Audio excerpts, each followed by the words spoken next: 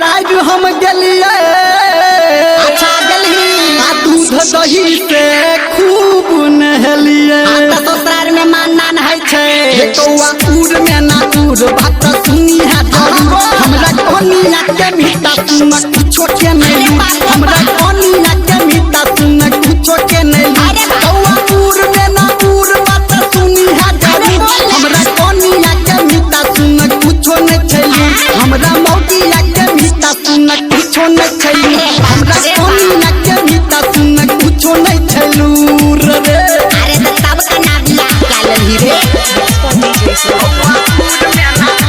Mixed by DJ Sodablast.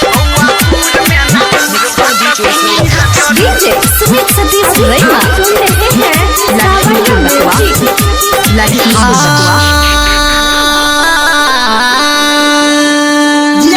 रे दोसर बेर पहुँचलऊ जखने सुखल चूड़ा भेटल तखन रे बाप से किया रे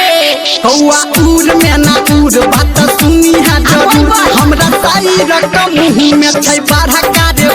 हमरा साई रकम मुँह में छै बाढ़ा कारे कौआ उड़ में ना उड़ बात सुनी है जरूर हमरा साई रकम मुँह में छै बाढ़ा कारे भूर हमरा साई रकम मुँह में छै बाढ़ा कारे भूर हमरा साई रकम मुँह में छै बाढ़ा कारे भूर रे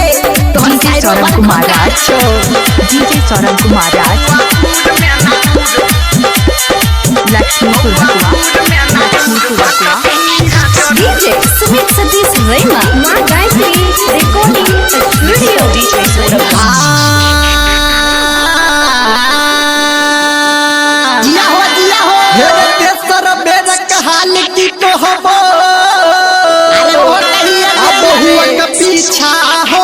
मर बहबो रे तब तक तुम घर मुतने भेले कौआ उड़ में ना उड़ बात सुनी है जरूर पहले खेलिए रसगुल्ला अब खेबै सुनगुल पहले खेलिए रसगुल्ला अब खेबै सुनगुल कौआ उड़ में ना उड़ बात सुनी है जरूर पहले खेलिए रसगुल्ला अब खेबै हे रे पहले खेलिए रसगुल्ला अब खेबै सुनगुल पहले खेलिए रसगुल्ला अब खेबै सुनगुल रे बहु के संगे संगे रहबै तबे न कहै छै अपन हारला बहुआ के मारल जोरे